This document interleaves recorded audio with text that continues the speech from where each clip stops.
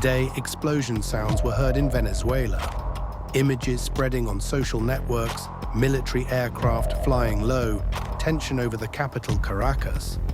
Official statements are still limited, but one thing is certain: Venezuela is no longer a safe zone. And this brings us to the main question. What is the United States doing in Venezuela? Suffocate, but do not topple. This was the first step taken. The United States has long been squeezing Venezuela's airways instead of striking it directly. Sanctions on oil sales, isolation from the banking system, cutting off dollar circulation, blocking access to technology and spare parts.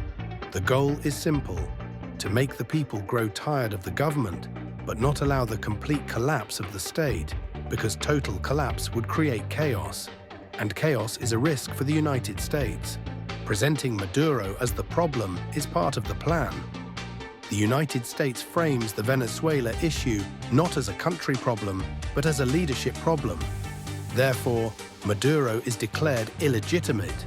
Allegations of drug connections are put into circulation.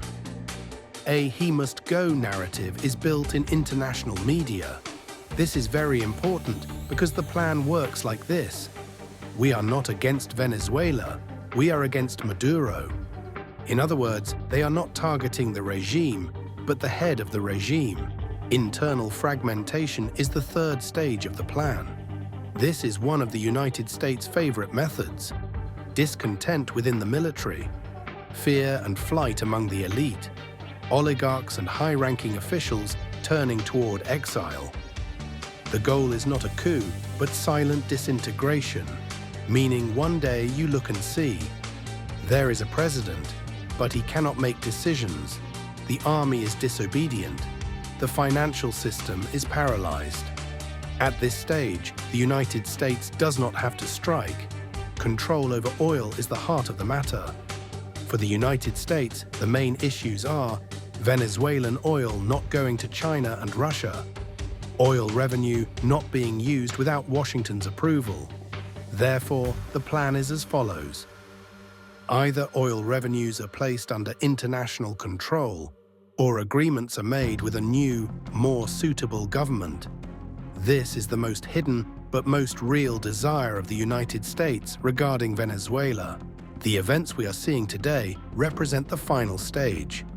The United States does not want a large-scale occupation, but wants to send the message, we can strike if we want to. These types of strikes are psychological pressure, acceleration of internal fragmentation, a warning to Russia and China. In other words, these attacks are not war, they are an ultimatum. So why does Trump say Maduro must go?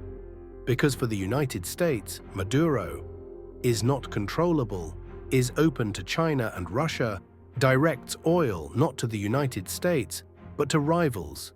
In Trump's language, this sentence actually reads like this: as long as this man remains, Venezuela will not be aligned with us. So the issue is not personal, it is entirely strategic.